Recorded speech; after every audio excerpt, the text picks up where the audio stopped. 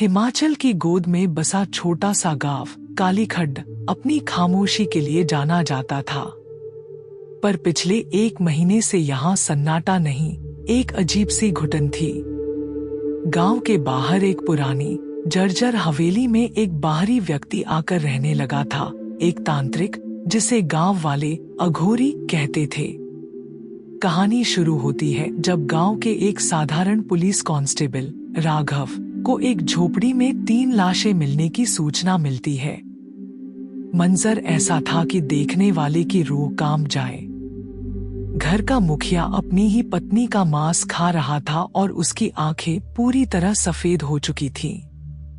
उसके शरीर पर अजीब से फोड़े फुंसियां थीं, जैसे कोई भीतर से उसे जला रहा हो।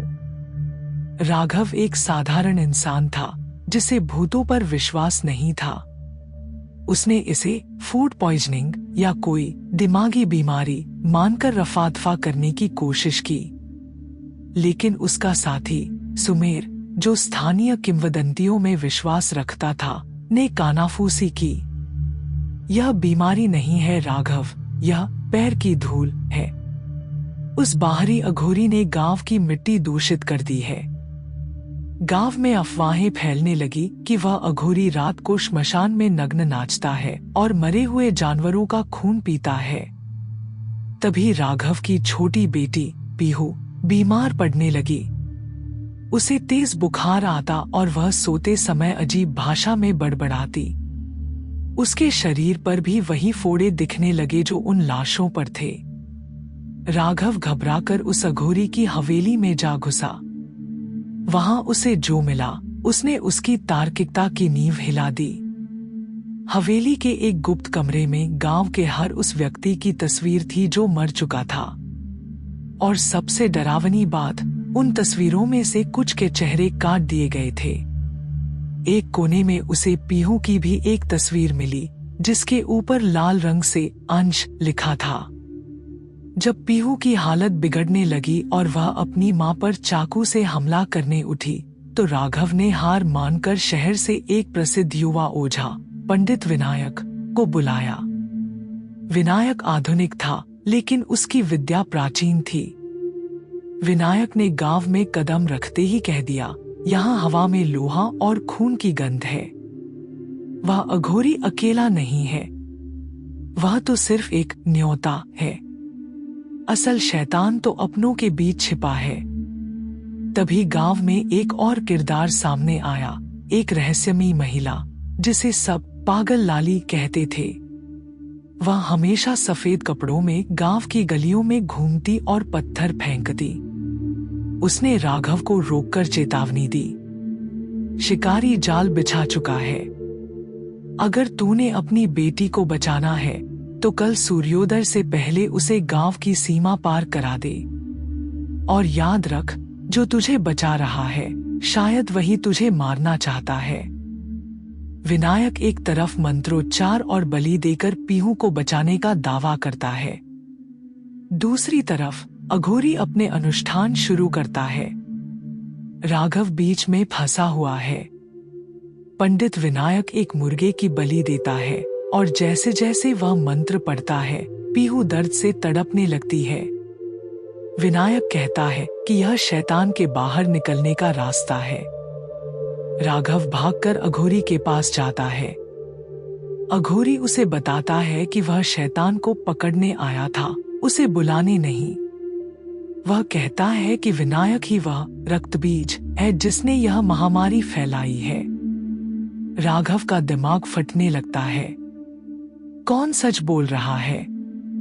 क्या वह अघोरी विलेन है जो मासूमों की जान ले रहा है? क्या वह विनायक पाखंडी है जो असल में शैतान का पुजारी है? या वह सफेद कपड़ों वाली औरत कोई आत्मा है जो उसे गुमराह कर रही है?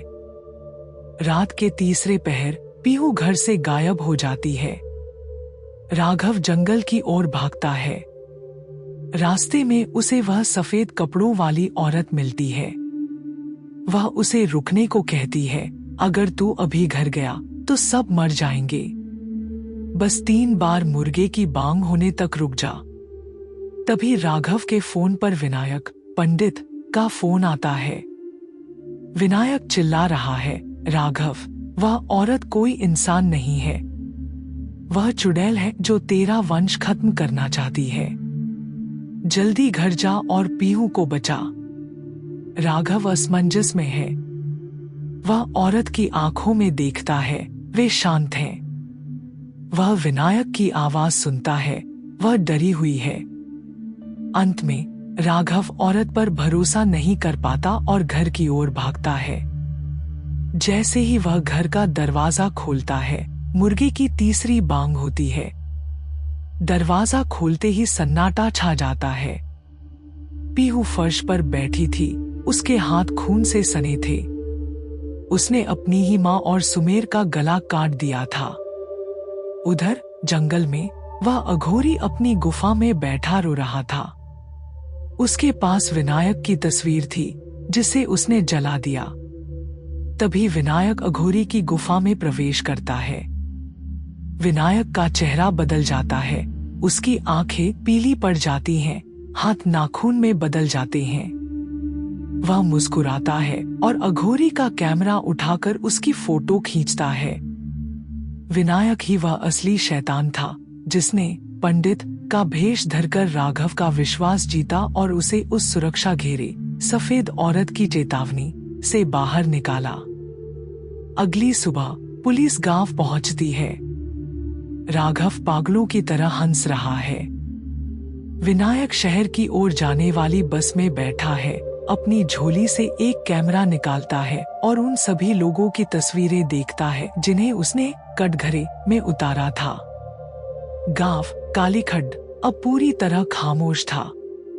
सिर्फ पीहू की आंखों में वही पीलापन था जो अब राघव की आंखों में भी उतरने लगा था।